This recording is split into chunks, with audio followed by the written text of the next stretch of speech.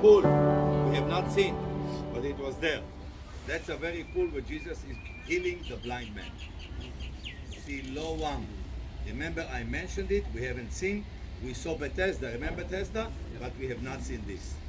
If you come in what you call the off the beaten track, second timers, you will go to the city of David and you will be at that pool. And there is water. Not enough to feed a big city like Herod time. This is why he needs to build an aqueduct. Remember aqueduct? Yeah. From where? Beyond Bethlehem. Remember the kibbutz we had lunch? People, think for a minute. Beyond Bethlehem to build a water system to bring water to the city of Jerusalem. That's mind-boggling. That is crazy. But this is amazing too.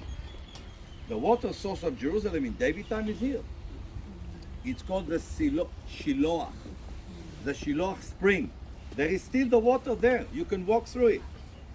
Now, in the days of Hezekiah, they built a tunnel to connect, like they did in Megiddo, but in a different way. Connecting between the source of the spring to the city, and the overflow will go to the pool of Siloam. You can walk through this tunnel. If you come in the off the beaten track, you will be doing the city of David, and you will walk half a kilometer in the tunnel. Half a kilometer. Water is the source of life. No wonder in the scripture it says, my word is like living water. So many arches to enter. Because there is a massive crowd which is about to come to the temple. Remember, this entry is for the people who came outside the city. Remember, we talked about it. They will walk from there. You can see, in fact, stairs. Look at this. Stairs leading up there. Absolutely. Can you see? We have been there. Southern steps. Remember, you go in an underground tunnel to the temple.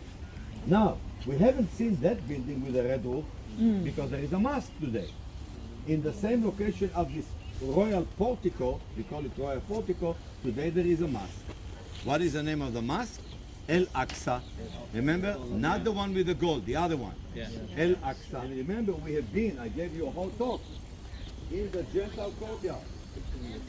I gave you a whole talk in the Gentile courtyard, right there. And we've seen the Eastern Gate, haven't we? Yes. So remember the Gentile courtyard, that the women will go to the balcony and watch the men bringing the offering. You can even see the golden door and the two columns that I mentioned, remember?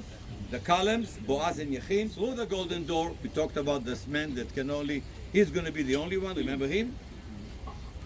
High priest, right? What happened if he dies?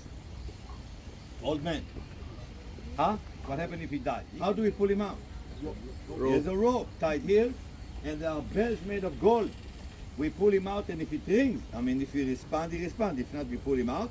We'll have another one to replace him. Not two people can be high priest. So, ladies and gentlemen, we found two. A friend of mine found those two golden rings, and I'll show you if you're interested. Only bell, the small one, tiny one, that was on the garment of the high priest. Found it, and it's in the Israel Museum.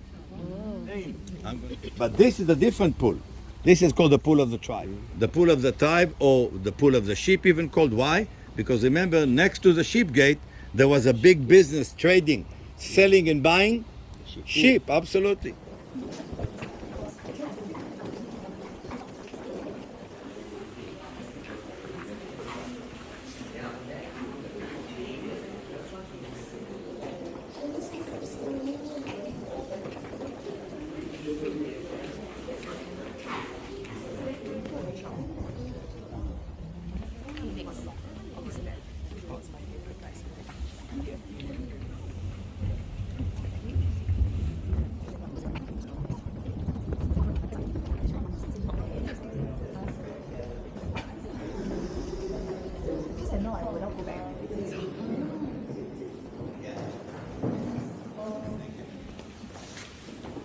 So, already I gave you a talk about the Dead Sea Scrolls, right?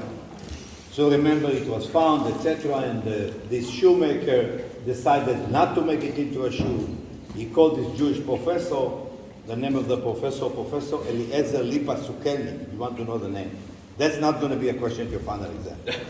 The man goes to North America. And Remember, he gave talks, the head of this small church, Samuel Astenius, and Ethnesius. And after he realized he can't raise enough money, what he decided to do? Sell. He published in the Wall Street Journal. He bought something for $100, he said, for $250,000. And remember, the state of Israel was able to raise funds from somebody, and the state gave $100,000 only after the scrolls arrived here. And for the scrolls, we built this. You will see it from outside. It looks like a jar. A jar. Why? Because the scrolls were found in a jar. This is why.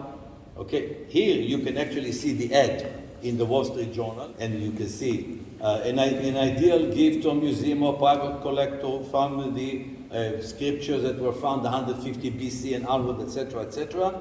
And this is really mind-boggling that to read Hebrew that I can read. Okay? So the first time you're going to walk, you won't see any scrolls. It's like entering a cave. This is why it was designed. It's a bit dark on purpose. So watch your step. You will see all kinds of artifacts and vessels that this group of people had used. This group, we talk about Essenes, remember? Living like monks. Very unusual for Jewish people. At the very end of this little corridor, you see jar. Like the jar that we found, the two of the jars that the scrolls were found. And when you go to the round room, the second window on your right is a small piece, original Isaiah. But you will see a full photocopy of Isaiah. And why it's like this? It's like a stick of a scroll, because when we open the Bible to read, it's a scroll. Of course we have books of the Bible, but every synagogue must have a scroll, which is, it's written on the skin of an animal. It rolls like this, and you open it, and you read it not with your hand. You have like a finger made of silver. So there won't be fat. Because if there is fat on my finger and I touch, what will happen? What will happen? I will damage it. And we read it every Shabbat. Every Saturday we read a portion. And within a year, we covered all the 5 books of Moses. Within a year. And we do it year after year after year after year after year. Okay? How do you exit? Not from here. You will exit the other way. You're turning right. You can only turn right. The second room is going to be, thank you. Remember, you go to the end, right, and you will see that big black wall, and you will see the white jar, and you know you're in the right direction, and you will see water maybe sprinkled on the jar, and I'll tell you the reason later on. But I want you to tell me later, not right now, why there is black and why there is white. There is a message in the black and the white. And don't forget, you're getting there, and you take a photo like from the Mount of Olives, remember? Of the entire model that I showed you. And then there is the cafeteria. Hopefully the gift shop will be open, restroom for sure, and we will meet right in that entry room. All good?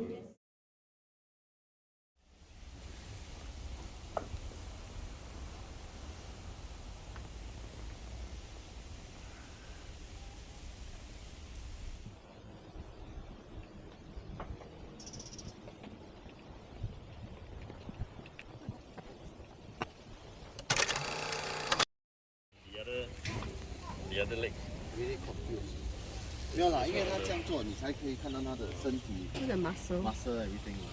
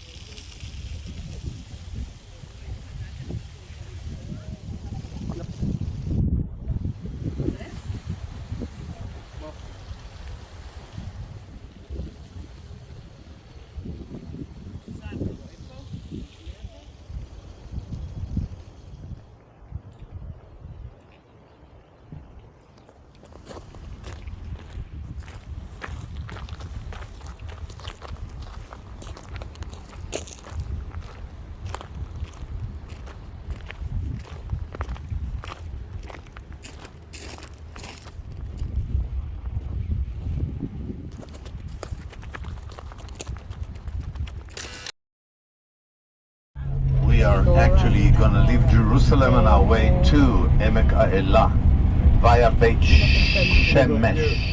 About what will be at the end of time before Messiah is coming. And they say there's going to be a war between the light to darkness, and of course the light will prevail. Don't forget we are in the Feast of Light right now. And light should always prevail. The man who designed it is a Spanish designer, builder. He built like this. By the way, it's for the light trend, as you can tell. He built like this around the world, similar to this. His name is, it's a Spanish architect, his name is Calatrava. Calatrava. Santiago Calatrava, sorry. Joam is reminding me of his first name because they know each other from kindergarten.